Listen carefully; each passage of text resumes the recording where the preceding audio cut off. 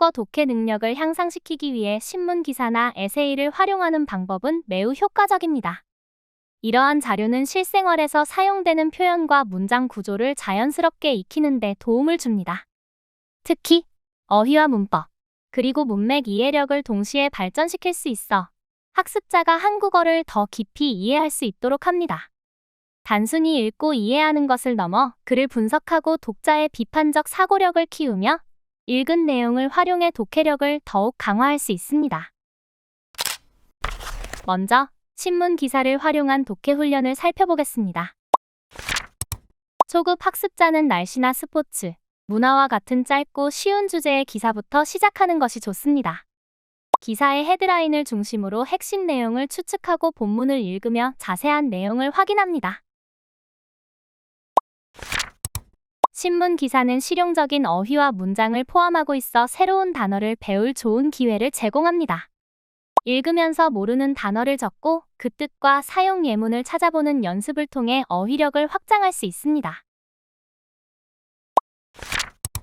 또한 기사를 읽은 후 핵심 내용을 한두 문장으로 요약하며 기사의 주요 표현을 활용해 자신의 의견을 추가적으로 작성해보는 것도 중요합니다. 신문 기사의 기본 구조인 제목, 리드, 본문, 결론을 이해하고 각 부분의 역할을 분석하는 연습은 독해 능력을 크게 향상시킵니다.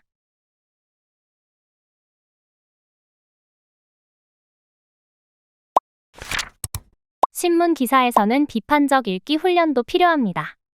글쓴이의 주장과 근거를 분리하여 파악하고 이를 비판적으로 검토하는 연습을 해보세요.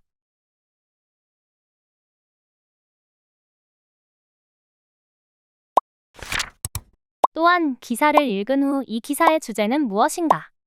글쓴이가 전달하고자 하는 메시지는 무엇인가? 와 같은 질문을 스스로 만들어 답하며 내용을 더 깊이 이해합니다.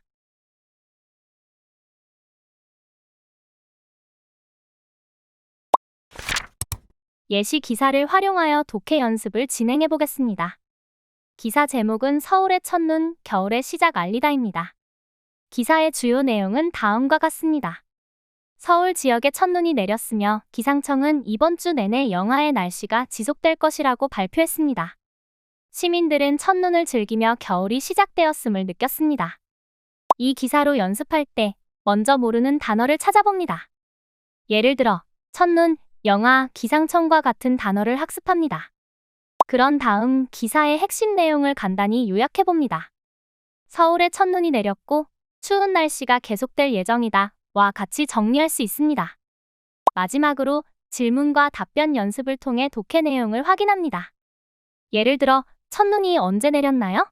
또는 이번 주 날씨는 어떻다고 했나요? 와 같은 질문에 대답해보는 방식입니다. 다음으로 에세이를 활용한 독해 훈련입니다. 한국의 문화, 여행, 음식과 같은 친근한 주제를 다룬 에세이를 읽으면 학습자가 흥미를 느끼며 독해 훈련을 할 수 있습니다. 에세이의 복잡한 문장 구조를 분석하고 무엇 때문이다, 무엇 하면서와 같은 표현을 익혀 실생활에서 활용하는 연습도 중요합니다. 에세이는 글쓴이의 감정과 생각이 담겨 있으므로 단순히 내용만 이해하는 것을 넘어 글의 분위기와 의도를 파악하는 연습이 필요합니다. 에세이를 읽은 후 글쓴이의 의도를 파악하고 독자로서 이를 어떻게 해석했는지 비교해보세요. 그리고 에세이에서 다룬 주제를 자신의 경험이나 관점으로 확장해 새로운 글을 작성해보는 것도 독해 능력을 키우는 데 효과적입니다.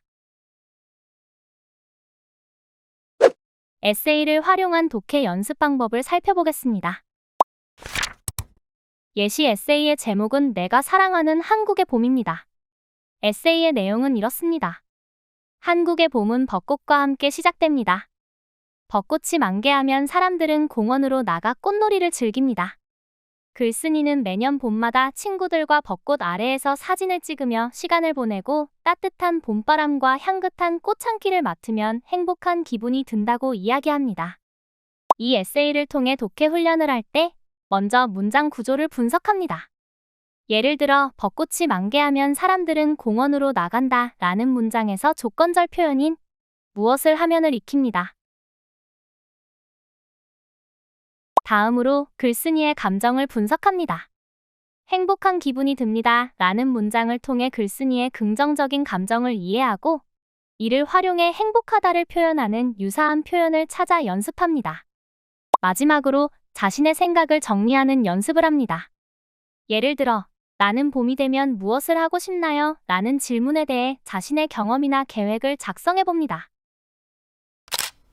단계별 독해 훈련 방법도 매우 중요합니다. 긴 글을 읽을 때는 문단별로 나누어 주요 내용을 요약하고 문단 사이의 연결 관계를 파악하며 전체 글의 맥락을 이해하도록 합니다.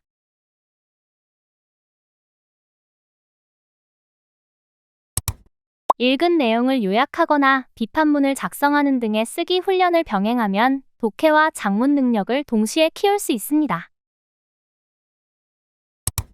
반복해서 같은 글을 읽으며 처음에는 내용을 이해하고 두 번째는 어휘와 표현을, 세 번째는 글의 흐름과 구조를 분석하는 것도 효과적입니다.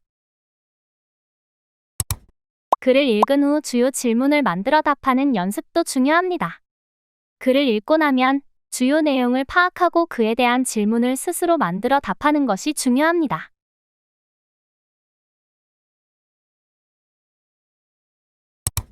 다양한 관점으로 생각하는 훈련도 중요합니다. 글의 내용을 단순히 받아들이는 것에서 벗어나 자신의 경험이나 의견과 연결해보는 연습을 해봅니다.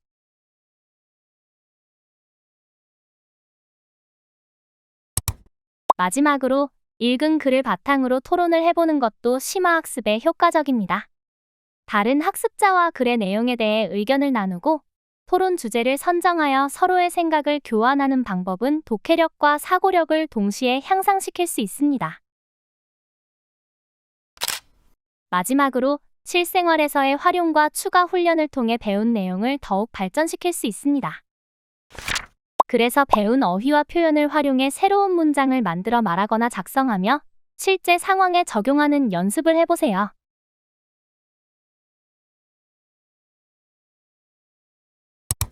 신문 기사와 에세이의 주제가 한국 문화와 관련된 경우 이를 이해하기 위한 추가 자료를 학습합니다.